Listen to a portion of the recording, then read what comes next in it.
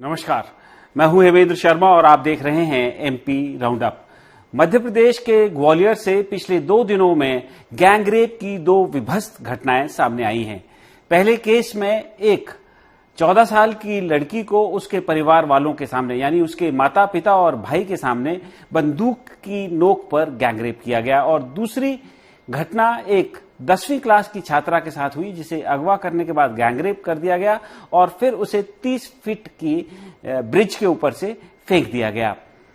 कुछ गिरफ्तारियां जरूर हुई हैं, लेकिन सवाल यह है कि इस तरह की घटनाओं को अंजाम देने वाले लोगों के मन में कानून का कोई खौफ क्यों नहीं है। पिछले 20 सालों में से 18 से अधिक वर्षों तक मध्य प्रदेश में भारतीय जनता पार्टी का शासन रहा है और जब वोट मांगने की बारी आती है तो भारतीय जनता पार्टी वाले सीना ठोक के या सीना चौड़ा करके कहते हैं कि बलात्कारियों के लिए फांसी की सजा का कानून बनाया गया है। लेकिन क्या ये समय नहीं है, क्या भारतीय जनता पार्टी और सरकार को ये नहीं बताना चाहिए कि अभी तक कितने इस तरह के रेप या गैंगरेप करने वालों को फांसी तक पहुंचाया गया है।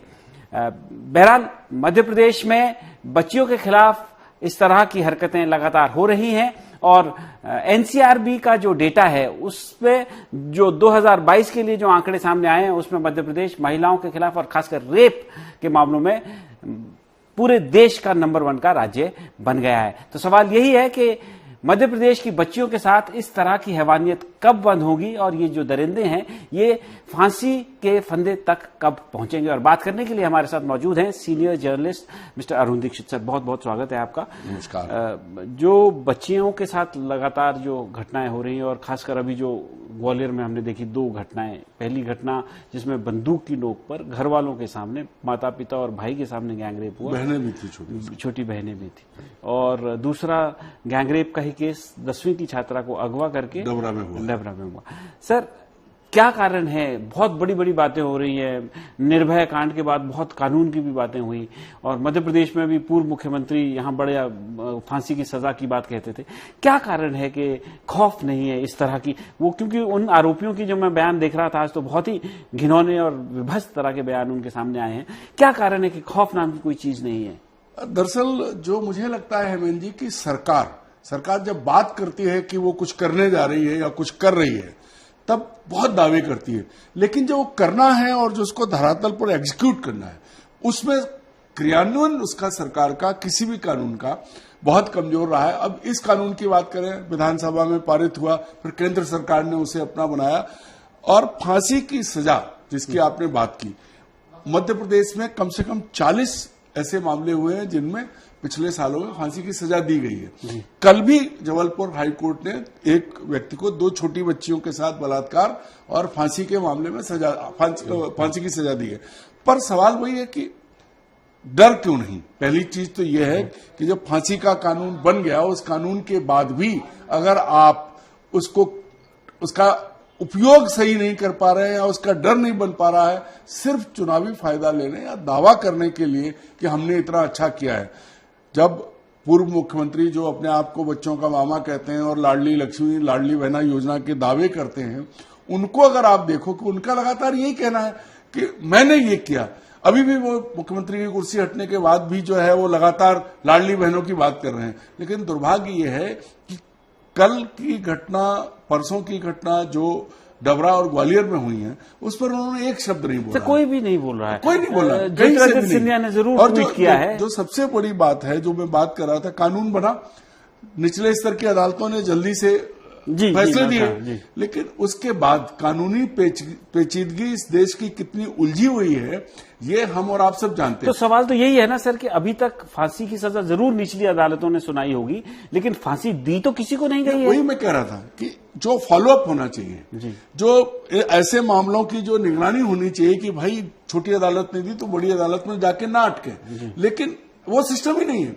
बस अभियोजन पक्ष जो है, सरकार ने एक डिपार्टमेंट बना रखा है, वो कोर्ट के निचले कोर्ट तक वो काम करता है, उसके बाद वो तो ये तो ऐसा प्रतीत हो रहा है, वो दावा करता है कि हमने इतनी फांसी की सजा दिलवा दी। जब इस तरह की घटनाएं होती हैं तो उस समय सरकार या जो भी जिम्मेवार अधिकारी होते हैं, क्योंकि मामला बहुत हाईलाइट हो जाता है, तो कहते हैं कि भाई हम फास्ट ट्रैक कोर्ट में करेंगे, इसको फास्ट ट्रैक किया भी जाता है बहुत सारे मामलों में, किया भी। तो सर ये क्या सिर्फ दिखावे भर के लिए है? क्योंकि अल्टीमेटली हायर कोर्ट्स में तो कोई सुनवाई हो ही नहीं रही है। मैंने हेमंत जी एक पूर्व आईपीएस अधिकारी, उनसे पूछा था, उनके समय में बहुत सारे मामले, तो उन्होंने कहा कि मैंने पूरी टीम लगाई है और लगातार जब कानून बना था तब वो थे, तो हर जिले में लगभग जहां बलात्कार की घटना हुई वहां कैपिटल पनिशमेंट दिया गया, क्योंकि बेबस मामले थे। तो आप सोचो इंदौर में 3 महीने की बच्ची के साथ हुआ था, तो रीवा संभाग में एक 90 साल की महिला के साथ बलात्कार हुआ।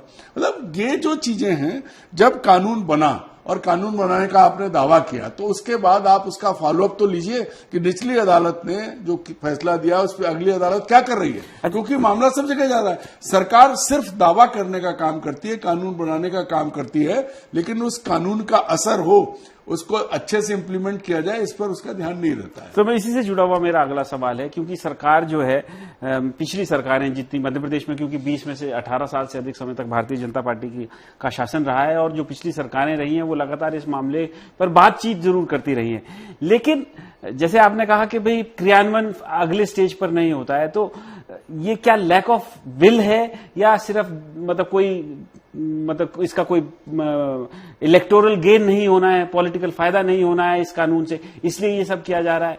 देखिए हेमंत जी, सबसे बड़े दुर्भाग्य की बात यह है कि Madhya Pradesh crime against women में, चाहे बलात्कार हो चाहे छेड़छाड़ हो, देश में सबसे ऊपर है। और पौने 19 साल, 1 साल 3 महीने ही कांग्रेस की सरकार है, 2003 से लेकर 23 निकल के 24 आ गया, बीजेपी की सरकार रही है। उसमें भी 17 साल से ज्यादा, मतलब पहले 9 महीने तक साध्वी उमा भारती मुख्यमंत्री थी, जिनसे उम्मीद करते थे कि महिला कल्याण के लिए, लेकिन उन्हें समय नहीं मिला। उसके बाद बाबूलाल गौर, उनको भी ज्यादा समय नहीं मिला। शिवराज सिंह चौहान, जो आज भी दावा करते हैं कि मैंने महिलाओं पर बलात्कार के खिलाफ फांसी का कानून बनाया, तो भाई फांसी का कानून आपने बनाया, वो कानून सिर्फ कागज या निचली अदालत तक क्यों, एक भी फांसी आज तक क्यों नहीं हुई?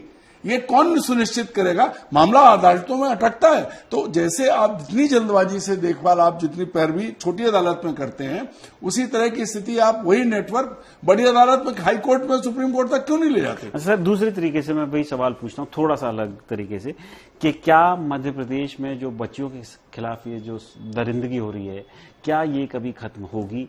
क्या बलात्कारियों को वाकई में फांसी की सजा होगी या नहीं होगी? देखिए, फांसी की सजा तो हुई नहीं, फांसी के मतलब फांसी के तख्ते तक, फांसी के तख्ते तक नहीं पहुंचे।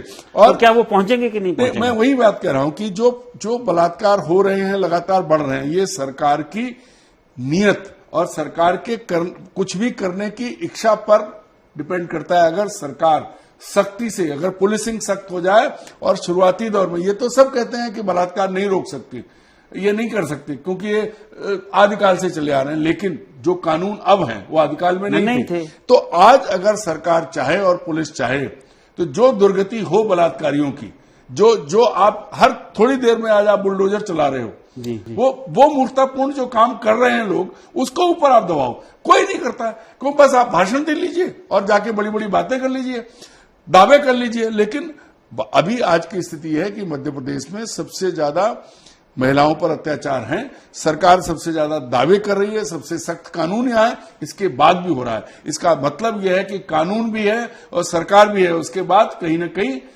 एग्जीक्यूशन में कमी है। तो यही रहा है आपकी भी बातचीत से, विश्लेषण से, कि ऐसे आने वाले नियर भविष्य में, निकट भविष्य में नहीं लगता है कि ये अपराध कम होगा, और नहीं लग रहा है, कहीं से भी नहीं लग रहा है। और ना ही ऐसा लग रहा है कि जिनको फांसी की सजा निचली अदालत ने सुनाई है वो फांसी के तख्ते पे झूले हैं, जेल में बैठे रोटी खा रहे हैं, सरकार के पैसे में बैठे हैं। मेरा फाइनल सवाल सर इसमें आपसे, कि ये क्या चुनावी मुद्दा कभी बनेगा कि महिलाओं के खिलाफ इतना अत्याचार मध्य प्रदेश में हो रहा है? क्या किसी भी राज्य में अगर महिलाओं के खिलाफ इस तरह से अत्याचार होगा, बच्चियों के साथ बलात्कार होगा, गैंगरेप होंगे, क्या उससे उस समय की वहां की सरकार गिर सकती है या बन सकती है, बिगड़ सकती है? इस तरह का इम्पैक्ट हो सकता है इन केसेस का? मध्य प्रदेश में मुझे नहीं लगता कि ऐसी स्थिति बनेगी, क्योंकि यहां कांग्रेस भी उसी तरह की मानसिकता में रही है। पहले भी और बाद को 1.25 साल जो उन्हें मिला उसमें भी। और जिन चीजों पर विरोध करना चाहिए, जो घटनाएं जिनकी बात हम और आप यहां कर रहे हैं, उन पर कांग्रेस का क्या है, एक ट्वीट कर दिया, ट्वीट करके बैठ गए, बस उनका काम खत्म हो गया। जमीन पर उतरे विपक्ष, तब तो सरकार को लगे कि हां मुझे घेरा जा रहा है, पर वो नहीं हो रहा है।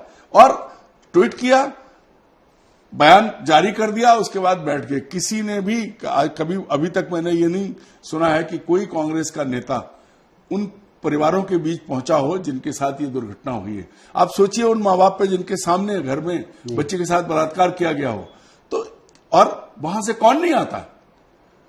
सबसे बड़ी बात यह है कि छोटी छोटी बातों पे बयान देने वाले शिवराज सिंह चौहान ने भी कुछ नहीं कहा है कि भाई अभी आपने मामा का घर बनाया, एक शब्द तो बोलिए, कहिए तो कुछ ना। कांग्रेस मैं थोड़ा सा इसमें एक शिवराज जी के बारे में, क्योंकि आपने बात की है, तो मैं आपसे कानून उन्होंने बनाया था, फांसी का कानून। मैं एक और बात आखिरी में जोड़ना चाहता हूं इसमें कि जब यहां पर मध्य प्रदेश में, मैं कांग्रेस की सरकार का कोई पक्ष नहीं लेना चाहता हूं, आपने जैसे कहा वो तो वही है ही है जो भी है, लेकिन जब यहां कमलनाथ की सरकार थी तो यहां पे भोपाल में एक रेप हुआ था अलेजेडली तथाकथित तौर पर, और बनवा भान की टेकरी पे, तो शिवराज सिंह चौहान जी धरना देने बैठ गए थे। तो ग्वालियर की घटना उनको इतनी सीरियसली नहीं लगती है, या मध्य प्रदेश में जो अब गैंगरेप की घटनाएं हो रही हैं वो इतनी सीरियसली नहीं लगती है, या क्या कारण है कि वो कुछ नहीं बोल रहे हैं? क्योंकि सरकार उनकी है, भारतीय जनता पार्टी की, इस वजह से कुछ नहीं बोल पाते। देखिए, मुख्यमंत्री की कुर्सी न मिलने के बाद उन्होंने लाडली बहनों के बीच में जाके कई शो किए, मैं इस शब्द का इस्तेमाल कर रहा हूं, कई शो किए, क्योंकि वो लोगों ने नहीं, उनकी टीम ने उनको लाए। तो ये इतनी बड़ी जघन्य घटना, अगर वो बच्ची जो बलात्कार का शिकार हुई, उसकी मां भी तो आपकी बहन हुई, उसके भी तो आप मामा हुए। आप छोड़ दो राजनीति, आपने कानून बनाया, वाहवाही लूटी, एक मानवीयता के नाते तो एक बयान तो दीजिए। सरकार किसी की भी हो, आप मामा बने थे, सबसे ज्यादा उम्मीद आपसे की जाती है। लेकिन सर फाइनली सर सबसे ज्यादा उम्मीद है, सबसे ज्यादा एक्सपेक्टेशन जो भी है जवाब दे रही तो वर्तमान मुख्यमंत्री की है। वो तो है, उनको भी तो कुछ बोलना सरकार चाहिए। तो सरकार बीजेपी की है, और सबसे ज्यादा इस मुद्दे पे क्लेम, क्योंकि वर्तमान मुख्यमंत्री के पास क्लेम करने को कुछ नहीं है। अभी उनको एक 1.25 महीना ही हुआ है, उनके 1.5 महीने की उनकी सरकार है, बहुत ज्यादा उनके पास क्लेम करने को नहीं है। अभी जो कुछ वो कर रहे हैं, नई शुरुआत चल, भले ही अफसरों के खिलाफ कदम उठा रहे हैं, भ्रष्टाचार को रोकने की बात कर रहे हैं, पर बलात्कार का जो मुद्दा है, महिला अत्याचार का मुद्दा है, उस पर अभी न तो उनके श्रीमुख से कुछ निकला, ना इस मुद्दे पर उनका कोई बयान आया है। तो सवाल वही है कि जब जो पार्टी देश पर आज की तारीख में, अभी पिछले 22 जनवरी से अभी तक राम का बुखार छाया हुआ है कि जब राम आ गए, रामराज आ गया, आप राज कर रहे हो, फिर ये छोटी बच्चियां बलात्कार का शिकार क्यों हो रही हो? और कोई दूसरे देश से आए हुए लोग नहीं है, यहीं के हैं, और न ही वो दूसरा वर्ग जिसे आप टारगेट कर रहे हैं उसके हैं, उसके आपके अपने उसके समाज के हैं। इन्हें कौन रोकेगा? इन पर इनकी नकेल कौन कसेगा? कौन इनकी नकेल कसेगा, बहुत बड़ा सवाल है। और एक बात तो साफ है कि मध्य प्रदेश में महिलाओं के खिलाफ चाहे जितने भी अपराध बढ़ जाएं, बच्चियों के गैंगरेप या रेप के मामले चाहे जितने भी बढ़ जाएं, कोई पॉलिटिकल फॉर्च्यून्स में किसी भी पॉलिटिकल पार्टी के ऊपर इसका कोई असर नहीं पड़ने वाला है। और चूंकि असर नहीं पड़ता है, इसलिए राजनीतिक दल और राजनेता महिलाओं के खिलाफ हो रहे अपराधों को खत्म करने के लिए बहुत ज्यादा सीरियस भी नहीं दिखते हैं। एमपी राउंड अप पे आज सिर्फ इतना ही, कल फिर मुलाकात होगी, तब तक के लिए थैंक यू, गुड बाय।